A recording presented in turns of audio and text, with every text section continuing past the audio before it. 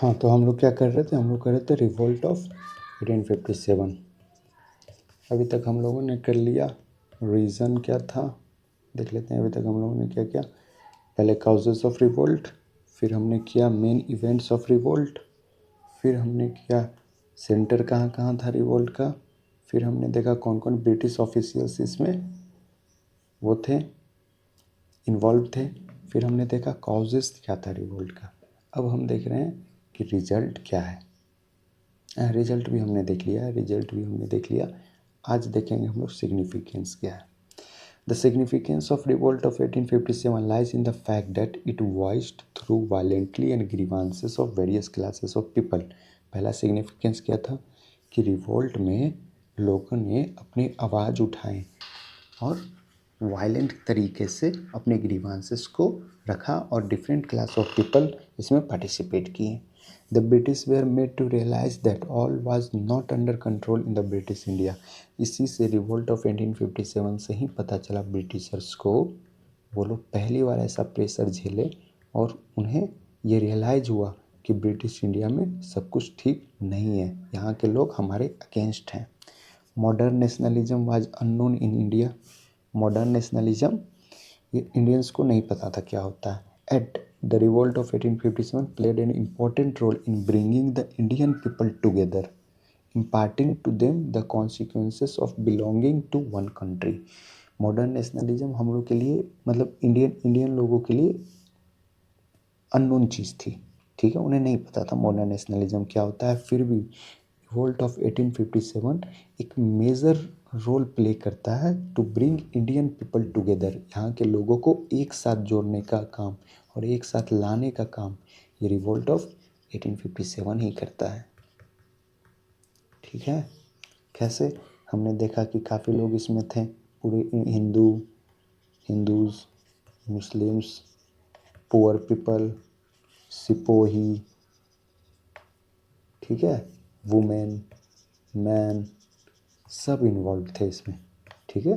तो Indian people को Indians को एक साथ जोड़ने का काम रिवोल्ट ऑफ 1857 करता है। नेशनलिज्म का फीलिंग पहली बार कब देखने को मिलता है, तो रिवोल्ट ऑफ 1857 में ही देखने को मिलता है।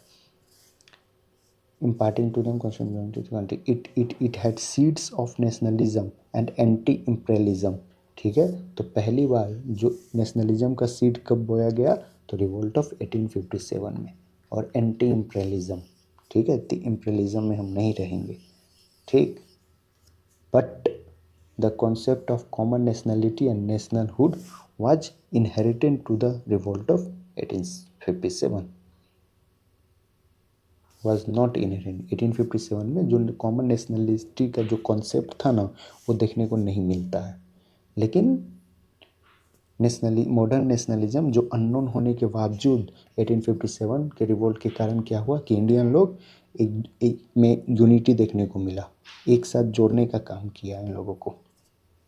आगे चलते हैं। One may say that the revolt of 1857 was the first great struggle of Indians to throw British rule. ऐसा बोला जा सकता है कि 1857 का रिवोल्ट जो है वो पहला स्ट्रगल था अगेंस्ट द ब्रिटिश रूल के अगेंस्ट, पहला मेजर स्ट्रगल था, पहला ग्रेट स्ट्रगल था, ठीक है। इतना बड़ा लेवल पे स्ट्रगल पहले देखने को नहीं मिला था जो कि ब्रिटिशर्स को हिला दे। ब्रिटिशर्स को रियलाइज़ हो गया था कि ब्रिटिश इंडिया में सब कुछ ठीक नहीं है। It establish tradition of local resistance of British rule, local resistance to British rule, which were paved the way for modern national movement। Hindu Muslim unity भी देखने को मिला during the entire revolt. There was complete cooperation between Hindus and Muslims at all level. Soldier थे, leaders थे सारे level पे। All rebel acknowledge Bahadur Shah Zafar, जितने भी रेबल्स थे, जितने भी हिंदू मुस्लिम और जितने भी रेबल्स थे, सारे बहादुर शाह जफर एक मुस्लिम लीडर को इन्होंने अपना लीडर माना, ठीक है। तो हिंदू मुस्लिम यूनिटी यहाँ से देखने को मिलता है कि एक मुस्लिम लीडर को सारे लोग मिलकर अपना लीडर मानते हैं as the empire. And the पहला impulse, the first impulse of Hindu sepoy at Meerut was the march to Delhi. पहली बार मेरठ में ही इम्पल्स हुआ और वो लोग फिर दिल्ली की ओर बढ़े। द मुगल इम्पेरियर कैपिटल दिल्ली की तरफ बढ़े। ये कैसे सिग्निफिकेंट है कि ये एक मुग़ल का कैपिटल था, मुग़ल इम्पेरियल का उस समय कैपिटल हुआ करता था। तो उसके तरफ सारे लोग मिलके बढ़ रहे हैं। Rebel and sepoy both Hindu and Muslim, ठीक है, रेबल थे, सिपोही थे, हिंदू थे, मुस्लिम थे, रिस्पेक्टेड ईच अदर सेंटिमेंट, एक दूसरे के सेंटिमेंट को रिस्पेक्ट किए। Immediate banning of cow slaughter was ordered once the revolt was successful in particular area. कुछ एरिया जब जब सक्सेसफुल होने लगा रिवोल्ट तो क्या हुआ, immediate banning of cow slaughter, cow के स्लॉटिंग पे बैन लग गया। तो ये इम्पोर्टेंट, उतना इम्पोर्टेंट नहीं है, बस देखने को ध्यान में रहे कि जब रिवोल्ट ऑफ 1857 जब सक्सेसफुल हुआ था तो काउ स्लॉटर पे बैन लग गया था। Both Hindu and Muslim were well represented in leadership, leadership में हिंदू मुस्लिम दोनों को वेल रिप्रेजेंटेशन था। जैसे नाना साहब थे, अजीमुल्ला थे, Muslim and expert in the political propaganda as an aid, while Lakshmibai has the solid support of Afghan. कैसे हिंदू मुस्लिम मिल के लड़ रहे हैं वो एग्जाम्पल दिया हुआ। जैसे नाना साहब के पास अजीमुल्ला था, ठीक है, लक्ष्मीबाई के पास अफगान का सपोर्ट था। Thus, the event of 1857 demonstrated that the people and politics of India was not basically communal before 1858। ऐसा देखने को मिलता है कि हिंदू मुस्लिम यूनिटी 1857 में था, ठीक है। तो इसके पहले इंडियंस कम्युनल नहीं थे, ठीक है, कम्युनल बाद में ब्रिटिशर्स ने अपने पॉलिसीज से बनाया, ठीक है। तो ऐसा देखने को मिलता है कि इंडियन पॉलिटिक्स और इंडियन पीपल 1858 के पहले कम्युनल नहीं थे। ये हिंदू मुस्लिम यूनिटी में बिलीव करते थे, लोग यहाँ मिलजुल के रहते थे। लेकिन जब ब्रिटिशर्स आए और इन्होंने अपना वेरियस पॉलिसी लाया इंडियन सोसाइटी को क्या बाइफरकेट करने के लिए, तोड़ने के लिए, तो अपने पॉलिसीज से इन्होंने कम्युनल का रूप दिया यहाँ के लोगों को। आगे देखते हैं changes made in the British administration after the revolt of 1857। Revolt of 1857 के बाद क्या क्या चेंजेस हुआ। The revolt of 1857 gave a severe jolt to the British administration in India. British administration को यहाँ बहुत जोर से एक धक्का लगा था रिवोल्ट ऑफ 1857 के कारण, and made it reorganisation inevitable. The government of India structure and policies underwent significant change. पूरे पॉलिसीज, पूरे स्ट्रक्चर को चेंज कर दिया ब्रिटिशर्स ने in the decade following revolt. चलो ठीक है, तो ब्रिटिश एडमिनिस्ट्रेशन को रियलाइज हो गया कि यहाँ सब ठीक नहीं है, इसलिए सारे पॉलिसी, सारे स्ट्रक्चर को इन्होंने रीऑर्गेनाइज किया। पहला चेंजेस इन एडमिनिस्ट्रेशन, एडमिनिस्ट्रेशन में क्या क्या चेंज किया। By the act of parliament 1858 also called good governance act, ठीक है, गवर्नमेंट ऑफ इंडिया 1858 को गुड गवर्नेंस एक्ट भी बोलते हैं। तो इससे क्या क्या हुआ, इससे हुआ the power to govern India was transfer from East India Company to British Crown. East India Company पहले गवर्न करती थी, अब गुड गवर्नेंस एक्ट आने के बाद अब यहाँ ब्रिटिश क्राउन का राज रहेगा। The authority over India wielded by directors of the company and the board of control was now be exercise by secretary of state. जो भी बोर्ड ऑफ कंट्रोल और डायरेक्टर्स ऑफ कंपनी काम करते थे वो अब करेंगे सेक्रेटरी ऑफ स्टेट। तो सेक्रेटरी ऑफ स्टेट का पोस्ट कब लाया गया, गवर्नमेंट ऑफ इंडिया एट 1858 में।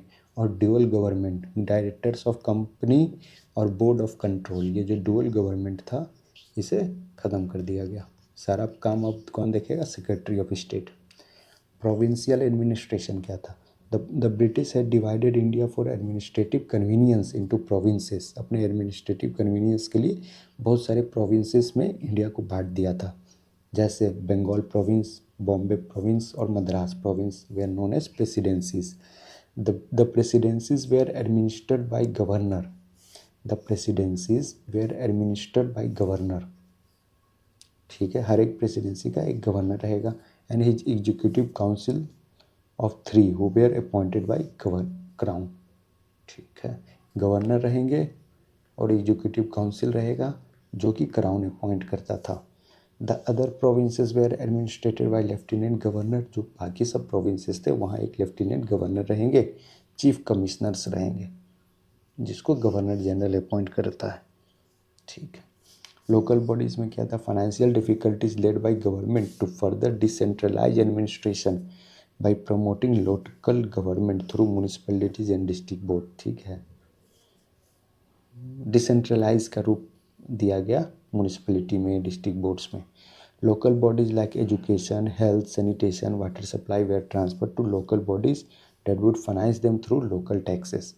जो एजुकेशन का काम था, जो हेल्थ का काम था, जो सैनिटेशन का काम था, जो वाटर सप्लाई का काम था, ये सब काम लोकल बॉडीज़ को दिया गया कि आप खुद देख लो।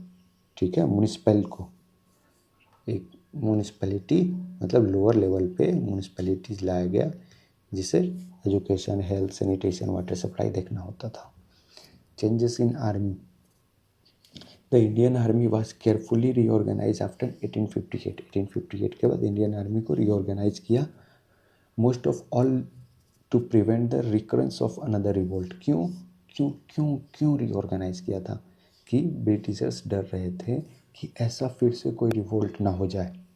ठीक है, इसलिए पूरे आर्मी को रीऑर्गेनाइज किया गया। Firstly the domination of army by its European branch was carefully granted. The proportion of Europeans to Indians in the army was raised. पहले क्या होता था ना, प्रोपोर्शन कम होता था। जैसे 100 लोग हैं, 100 सिपाही हैं, तो जिसमें से 70 ब्रिटिशर्स रहते थे या यूरोपियंस रहते थे और 30 ही इंडियंस रहते थे। ठीक है, वो भी इनके खिलाफ डिस्क्रिमिनेशन ही होता था, तो इसको और बढ़ाया गया, इंडियंस का नंबर यूरोपियंस के तुलना में बढ़ाया गया। The European troop were kept in key geographical and military position. जो यूरोपियन के सिपाही थे उन्हें इम्पोर्टेंट जोग्राफिकल एरिया और मिलिट्री पोजीशन पे उनका पोस्टिंग होता था। ठीक है, द क्रूशियल ब्रांचेस ऑफ और आर्टिलरी, टैंक एंड आर्मर्ड को were put exclusively for European hand. जो भी इम्पोर्टेंट, एक तो देखो important geographical area, important military position, जहाँ आर्टिलरी रखा जाता था, जहाँ टैंक्स रखे हुए हैं, जहाँ और भी आर्मर्ड कॉर्प्स जहाँ भी है, इम्पोर्टेंट वॉर से रिलेटेड कोई भी जो जो जहाँ भी इम्पोर्टेंट पोस्ट है, तो वहाँ यूरोपियन को ही रखा जाता था। इंडियन सिपाही को वहाँ पोस्टिंग नहीं मिलती थी। The Indians were strictly excluded from higher post. Higher post से बिल्कुल इंडियंस को एक्सक्लूड किया जाता था। Till 1814 no Indian could rise higher than the rank of subedar. 1814 तक तो ऐसा था कि कोई इंडियन सिपाही है वो सूबेदार के पोस्ट से ऊपर नहीं जा सकता। ठीक है, वो सूबेदार के पोस्ट से ऊपर नहीं जा सकता। सेकेंडली देखते हैं, ये तो फर्स्टली देख लिया हम कि यूरोपियंस को ही इम्पोर्टेंट पोस्टिंग्स मिलेगी, इंडियंस को नहीं मिलता था। और 1814 तक तो हम लोगों ने देखा कि सूबेदार के पोस्ट से ऊपर बढ़ ही नहीं सकते हैं। और एक चीज़ और देखा कि यूरोपियन के कंपेयर में मतलब इंडियन का बढ़ाया गया था। ठीक है, नंबर्स इंडियन के भी इंक्रीज हुए। हाँ, यूरोपियन से ज़्यादा नहीं हुए थे, बट इंडियंस का नंबर इंक्रीज किया गया था। Secondly the organisation of Indian section of army was based on the policy of divide and rule. ये लोग क्या करता था, डिवाइड एंड रूल ब्रिटिशर्स, इसलिए कम्यूनल 1858 के पहले कभी नहीं देखा गया। ठीक है, लेकिन यही डिवाइड एंड रूल पॉलिसी से इन्होंने हमारे देश को तोड़ा, हमारे लोगों को एक दूसरे के खिलाफ भड़काया और कम्यूनल बना दिया।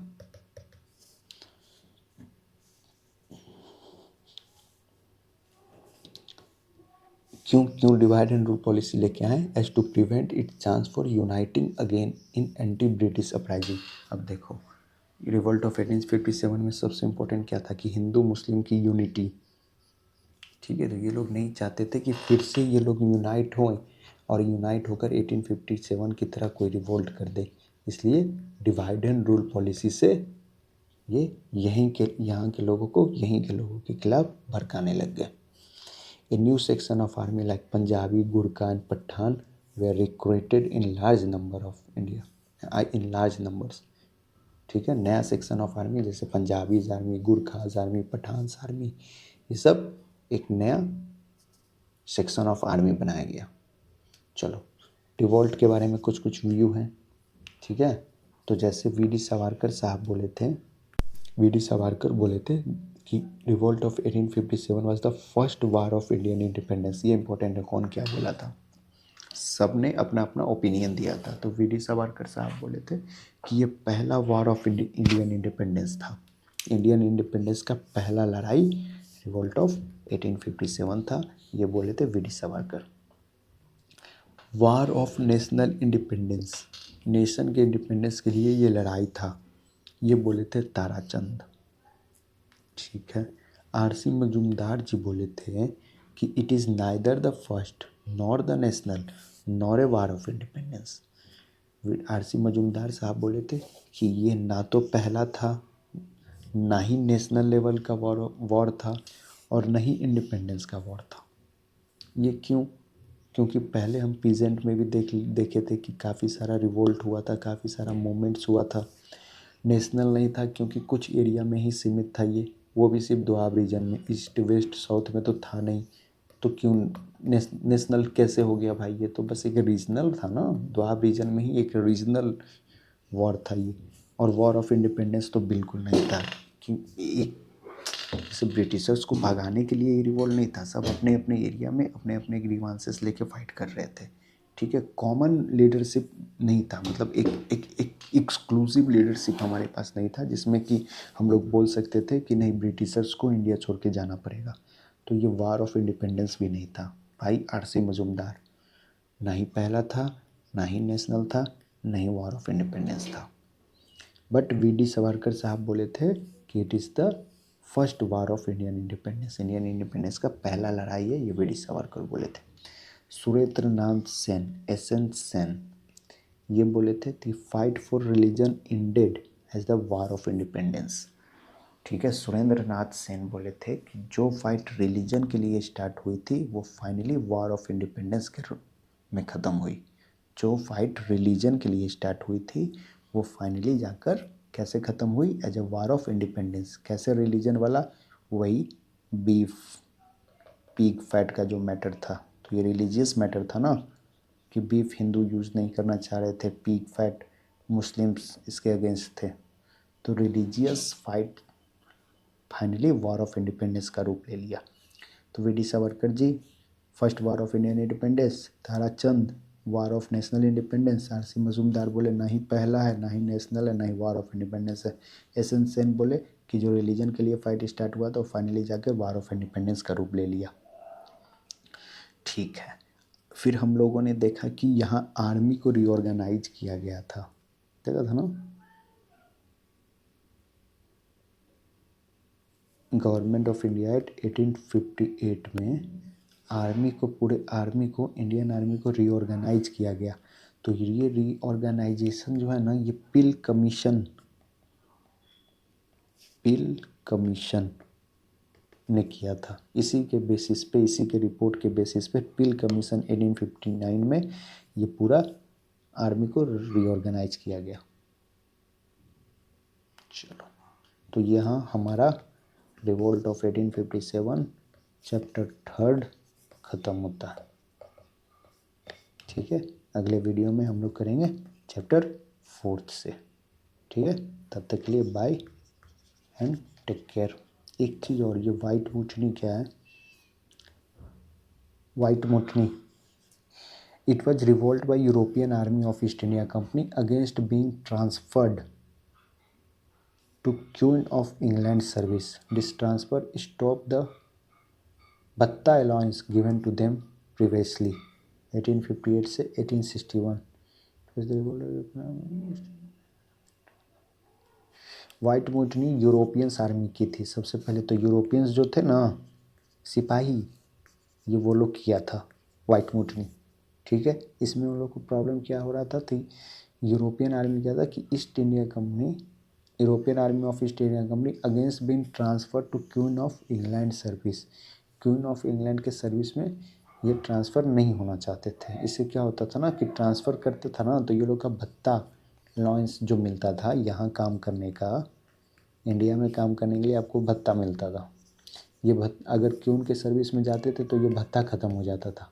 ठीक है, तो यह अलग से इनकम उनका था, सैलरी में थोड़ा बढ़ के आता था, भत्ता मिलता था तो तो इसके खिलाफ उन्होंने वाइट मुटनी कर दिया। किसने? यूरोपियन सिपाही ने। वाइट है ना, गोरे लोग मुटनी कर दी, यूरोपियंस मुटनी की 1859 से 1861 के बीच में। चलो।